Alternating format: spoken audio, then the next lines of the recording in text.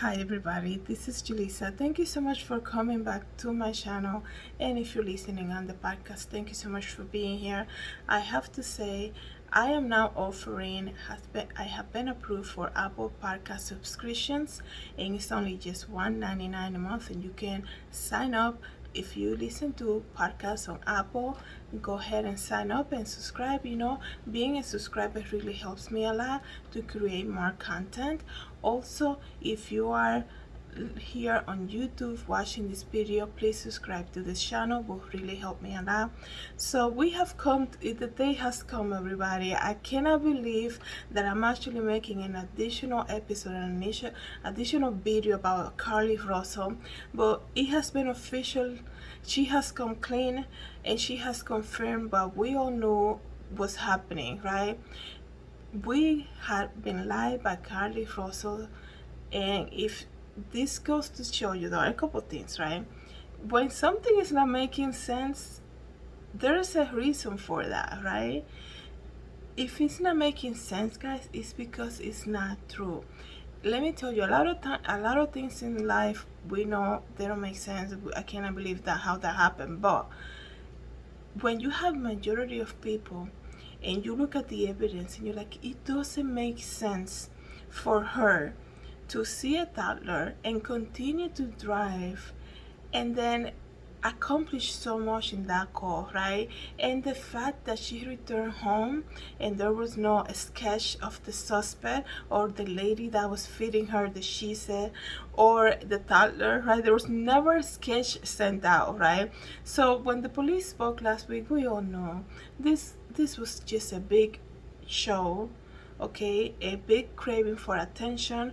Now what they're saying that perhaps she was dealing with something mentally, right? um that's a whole nother separate thing, but let's start. Okay, in my podcast on Spotify, I created a poll last week. Do you think Carlee Russell, that was the question, do you think Carlee Russell faked the whole kidnapping story? And to be to the surprise, right? Let me just see if I can get that number for you, because I was okay, I cannot do that. But anyways, I think it was like 40% of the people were like, no, she didn't fake it, it was a true story. And then the rest of that was saying, yes, of course it was fake. This is what society is right now, right? How is it that her parents went along with that? And if you've been listening to my podcast for a while, you know that I speak about correcting a child, right? Because if you live with your family your entire life, okay, like up to like 18 or something, they know who you are, they know your tendencies, they know what you're all about, right? You can never fool your parents, right? You think you can, right? When you're younger, you think you can, but the parents, they see what you do, right? um well, if you have a parent that, I guess you can say, has the fear of the Lord, and they know, like, love will never take away knowledge, right? You love your child, but there's something going on with that person, right? Like, I love her, but she keeps losing something. She keeps of saying that she's gonna pay and she never pays. I love my child, but they don't, they never on time. They never have want to take responsibility. Your family knows you, okay? So for the parents, this is what, like, Carlee, how old is she? Like 27, 25, right? She's an adult, right? But the fact that the family came out and spoke twice before the disappearance, having the whole neighborhood involved. And the reason that I say that they knew, the family knew, just because they say that she was speaking with the girlfriend, the boyfriend's girlfriend, right? I mean, her brother's girlfriend, excuse me. So the family knew something is off, okay? Um, it's just so strange also that that person that she was apparently spoken with, the girlfriend, the brother's girlfriend, was apparently on the phone with her. She never came to the media and say, this is what she told me last time. Everything that we were told was hearsay. Like, to this day, I made like what, two videos on Carlee Russell. I don't research about it. I have yet to see the person who they say she was talking to after she spoke with the police and reported that she saw a toddler walking. So that person knew. She didn't want to get involved, okay? She knew it was weird, that conversation. So everything that was told to us as an audience was hearsay. And when you have an open investigation for somebody who's missing, that person, the police want to speak with them, right? And a lot of the times the media wants to put a face to that, and they want to investigate and they interview that person like they did to her parents. So they knew. Okay, that's the hardest thing about this thing.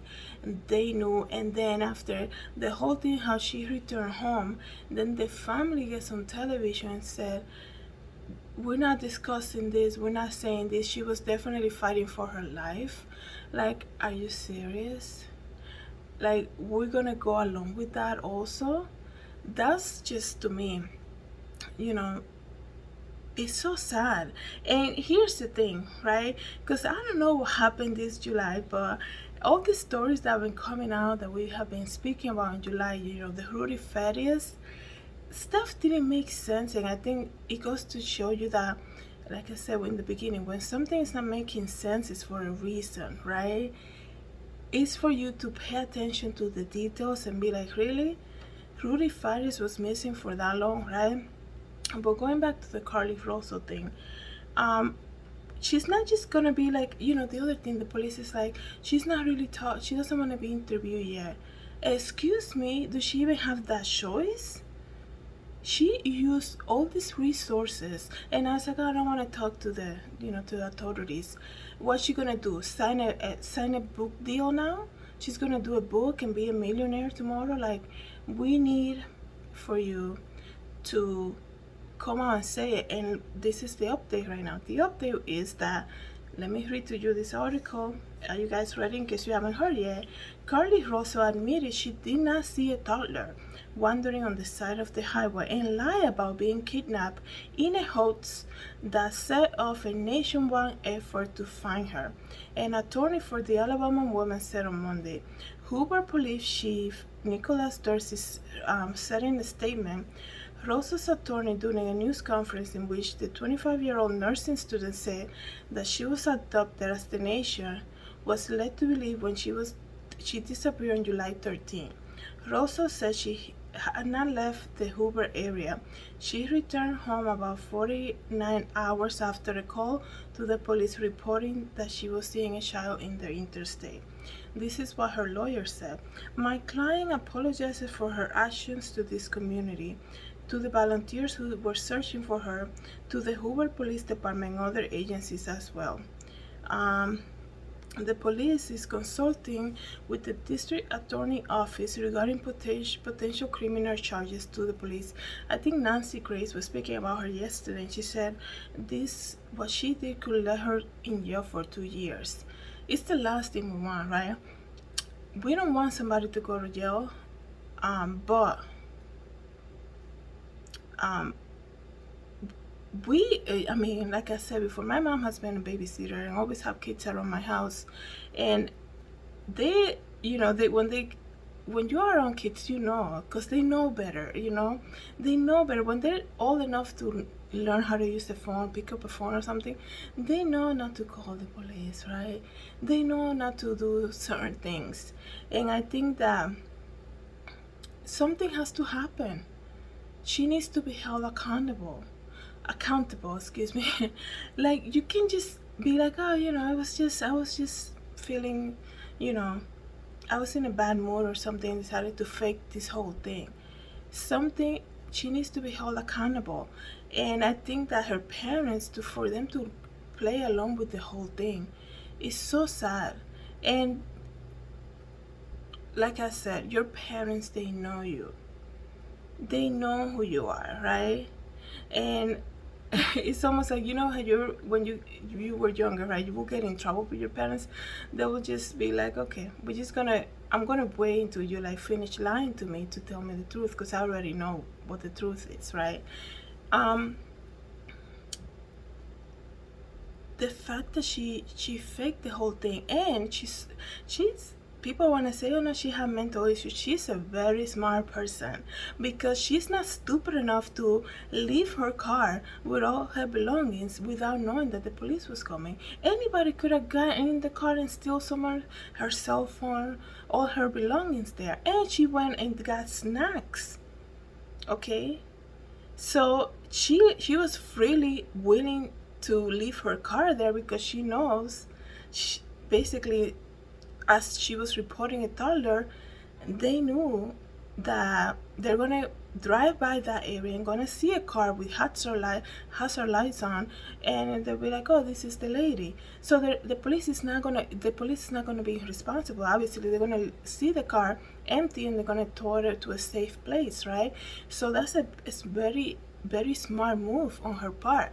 So tell me how many people who have mental issues that are questionable, that they're not in the right mind, will go to that extent and think, oh yeah, she left everything, like everything. She left right before the authorities got there, right?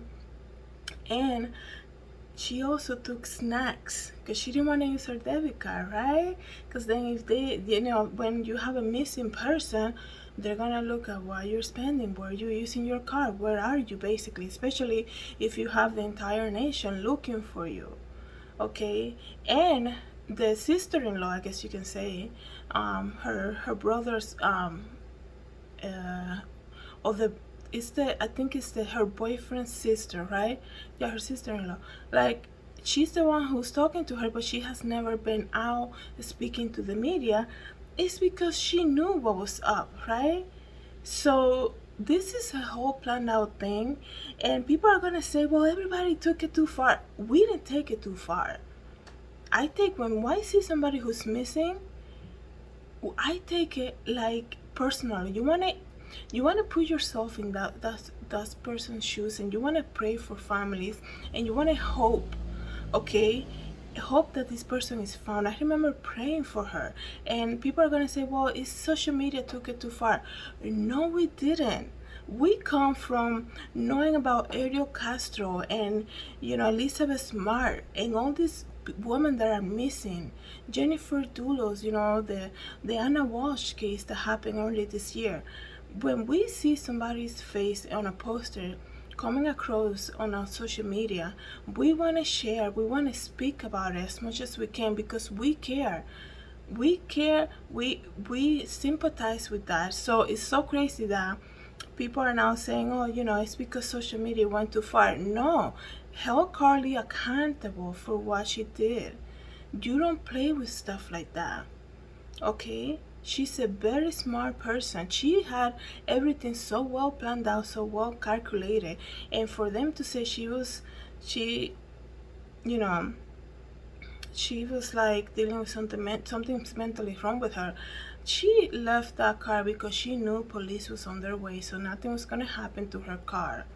Okay, so it's just crazy. But right now, I am glad that you know she has come clean. I guess she was brave enough to come clean.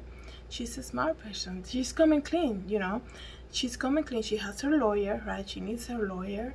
And I hope the parents come out and say something too. I just, let me tell you something. If you see a certain behavior in your child and you are a parent, you're like, my child lies to me every time, I ask them something, or they always get angry about this, or that. For when you observe that in a child, right, it's for you to take actions towards that as a parent to correct that behavior. Okay, if your child always lying to you, or they're going out to, or if they're not coming home, or they say they did their homework and they didn't, it's for you to take discipline and make changes, because what you don't fix when they're younger, it becomes an adult problem. They will do it for the rest of their life. And now I'm not blaming the parents, but for them to have still go along with the story after she returned home, like, she's gonna return home and there's not gonna be not even a sketch of the suspect, of the two suspects that she said, or the child that she saw, or the car that they were driving. Come on. And what she was eating, the cheeses that she bought at Target. Come on. And the family's gonna go along with that. You, in this case, as everything else that we see in this case, you cannot be blind to see that there was some discipline that was missing from this household.